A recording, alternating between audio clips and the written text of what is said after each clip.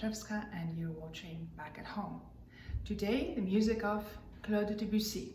You may wonder what the connection is to J.S. Bach, but it is actually quite strong.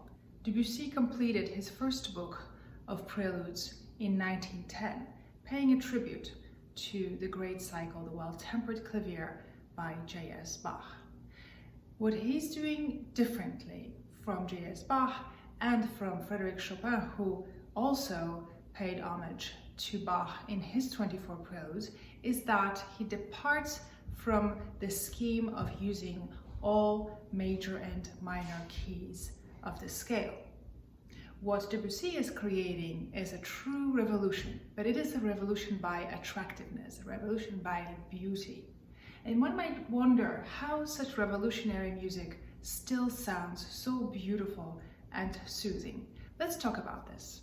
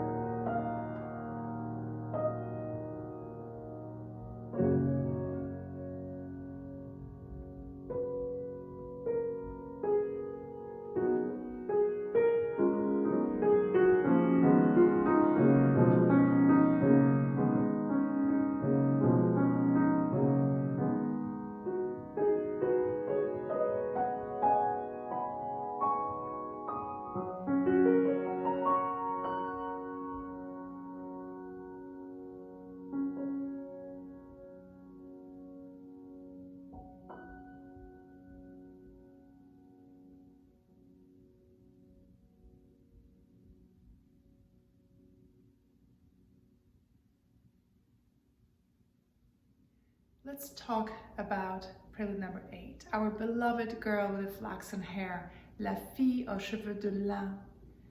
Debussy again helps us get completely lost in time by writing this monophonic line, asking us to play it without rigor, sans rigueur.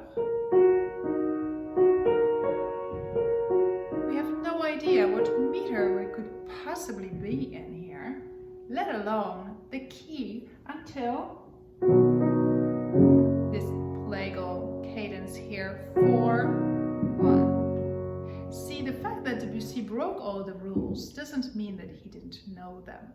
Debussy was in fact a great scholar of earlier music, one of the first ones to really dig out the manuscripts from the Renaissance and even the Middle Ages.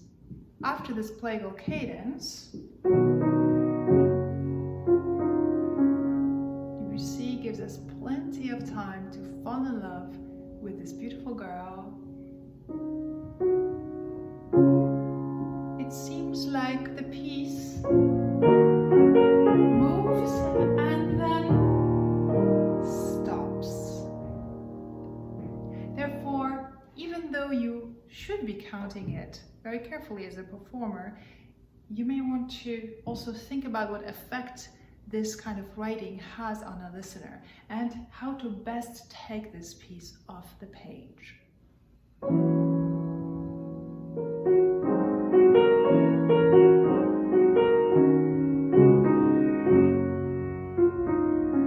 again, the time disappears.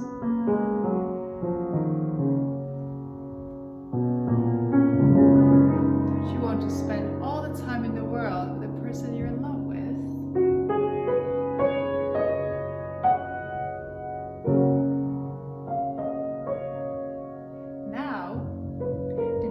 Inserting a compositional technique called faux bourdon.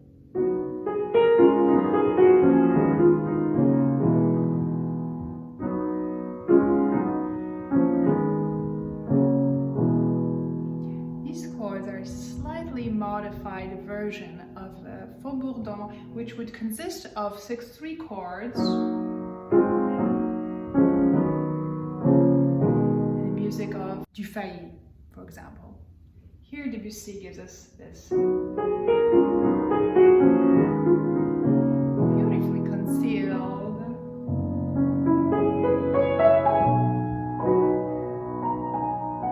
and modulates freely. For Debussy, the traditional rules of changing keys, modulation did not apply. He knew them very well, but chose not to abide by them. Debussy famously said, "One merely has to listen. Pleasure is the law." And plenty of pleasure we do get here as we approach the climax of the piece.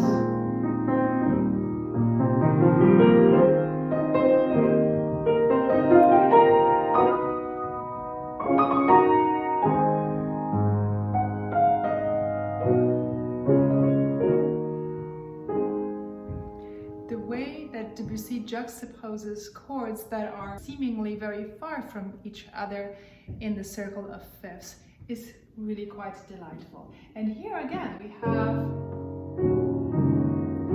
all these parallel chords that flunked Debussy out of his harmony class in the Conservatoire de Paris.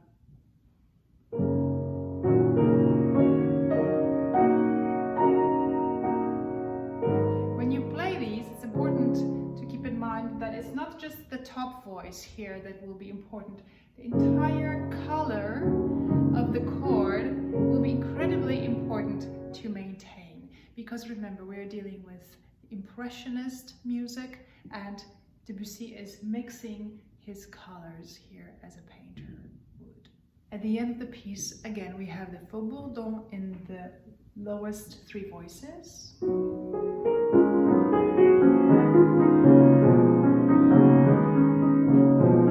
This time,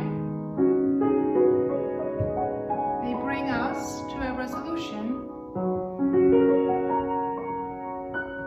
in G-flat major.